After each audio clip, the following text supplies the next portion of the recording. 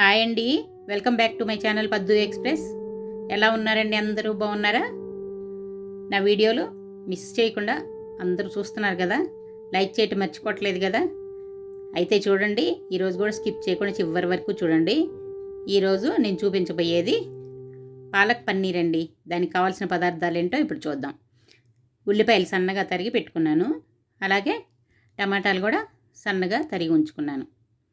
ఇప్పుడు దానిలోకి ఉప్పు, పసుపు, కారం, గరం మసాలా, కసూరి మేతి, తర్వాత కరివేపాకు, కొత్తిమీర, పచ్చిమిరపకాయలు, అల్లం వెల్లుల్లి పేస్ట్, జీలకర్ర, పన్నీరు, బటర్, ఆయిల్, ఇంకా అసలు ముఖ్యమైనది పాలకూర. పాలకూరని బాగా క్లీన్ చేసి పెట్టుకొని బాగా వాటర్ కింద పెట్టి ఒక 2-3 సార్లు బాగా క్లీన్ చేసుకోవాలి. ఈ క్లీన్ చేసుకున్న దాన్ని స్టవ్ మీద ఒక బౌల్ పెట్టుకొని దానిలో ఆయిల్ ఏం లేకుండానే ఈ పాలకూరను వేసి, అలాగే ఒక 3-4 పచ్చిమిరపకాయలు కూడా వేసుకొని దాన్ని కొంచెం బాయిల్ చేసుకోవాలి. మరీ ఎక్కువ బాయిల్ అవ్వక్కర్లేదు, కొంచెం మగ్గితే సరిపోతుంది. ఇది చల్లారిన తర్వాత దీన్ని ఇలాగా మిక్సీలో వేసి పేస్ట్ చేసుకొని పక్కన పెట్టుకోవాలి. ఇప్పుడు స్టవ్ మీద ఒక మందపాటి గిన్నె పెట్టుకొని ఒక 2 స్పూన్లు ఆయిల్ వేసుకుంటున్నాను. దీనిలో ముందుగా కొంచెం జీలకర్ర వేసుకొని అది కొంచెం వేగిన తర్వాత కరివేపాకు కూడా వేసుకుంటున్నాను. తర్వాత ఉల్లిపాయ ముక్కలు, పచ్చిమిరపకాయలు కూడా వేసుకొని కొంచెం బాగా వేగే వరకు ఇది వేయించుకోవాలి. దీనిలో ఇప్పుడు అల్లం వెల్లుల్లి పేస్టు 1 స్పూన్ వేసుకుంటున్నాను, సరిపోతుంది. 1 స్పూన్ వేసుకుంటే దీన్ని కూడా పచ్చివాసన లేకుండా కొంచెం ఫ్రై చేసుకోవాలి. ఇది కొంచెం వేగిన తర్వాత ఉల్లిపాయలు కూడా బాగా వేగిపోయినాయి. ఇప్పుడు సన్నగా తరిగిన టమాటా ముక్కలు ఉన్నాయి కదా, అవి కూడా వేసేసుకొని కొంచెం టమాటా ముక్కలు మెత్తబడే వరకు ఇవి కూడా వేయించుకుంటున్నాను.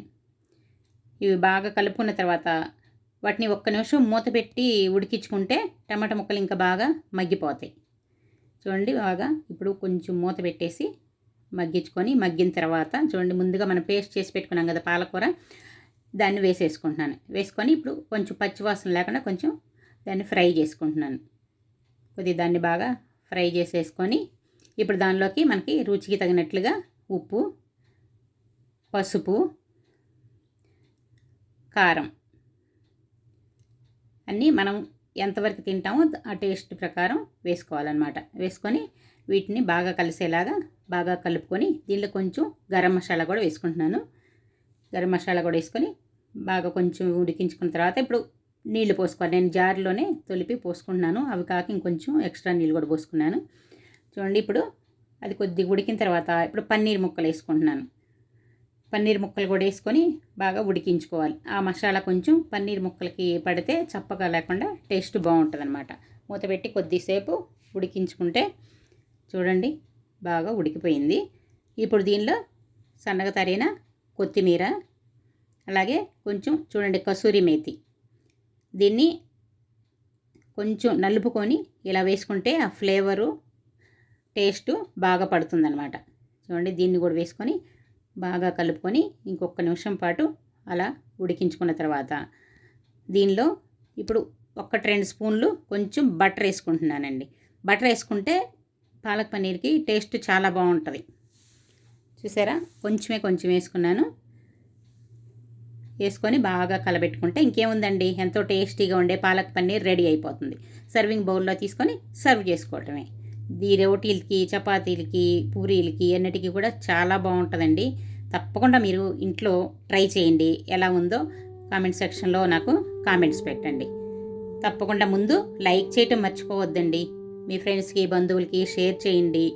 ఇంకా సబ్స్క్రైబ్ చేసుకొని వాళ్ళు ఉంటే త్వరగా సబ్స్క్రైబ్ చేసుకోండి. ఇలాంటి మంచి వీడియోలు మీరందరూ చూడగలుగుతారు. మళ్ళీ నేను ఇంకో వీడియోతో మీ ముందుకు వచ్చే వరకు సెలవు తీసుకుంటున్నాను. Take care, by by.